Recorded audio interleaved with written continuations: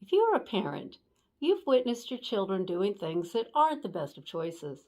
If you're a sibling, your standards might not be as high, but you've witnessed your sister or brother doing things that you absolutely do not want to be a part of.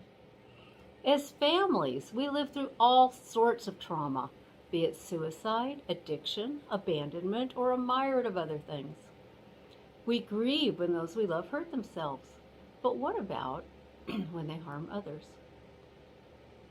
There are unfortunately too many stories of shootings in America. We talk about the bright futures once held by the dead. We gossip about how the shooter got to this place in life. We conjecture and speculate and pray that none of this touches our own family. You rarely hear about those the person causing harm to others has left behind. There have been 146 mass shootings so far this year. That is a lot of sons and daughters. Do you ever think about their families? These people are often left on their own to deal with their confusion and shock. They have their own feelings of guilt and shame. Parents may wish they had never had children. They may dwell on the person the shooter used to be.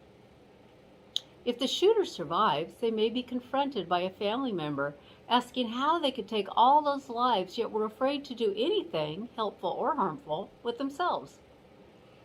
Families often feel that they should be able to explain the cause of the violent outburst, but are mostly just as at a loss as the rest of us. They can be angry as the rest of us too. Could they have limited screen time, kept a better eye on computer usage, spent more family time together, fed the family a better diet, gotten a dog? There's really no way of knowing why someone turns out the way they do. It's a million zillion components that all come together to create a unique human being. It's often forgotten that the families of those committing violent acts are experiencing a loss too.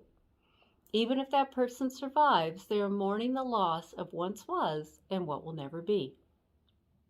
Can we move away from the narrative that bad people come from bad homes? Can we acknowledge that in most cases, parents are simply doing their best? That everyone has something going on that no one else can see? Should the family members survive, and sometimes they don't, they deserve our compassion rather than our disgust. Something to think about in these crazy days. May you never have firsthand experience. May you remember to be kind. And may we all have better days ahead. My name is the Reverend Kathy Crosby, and there you have it, short and sweet.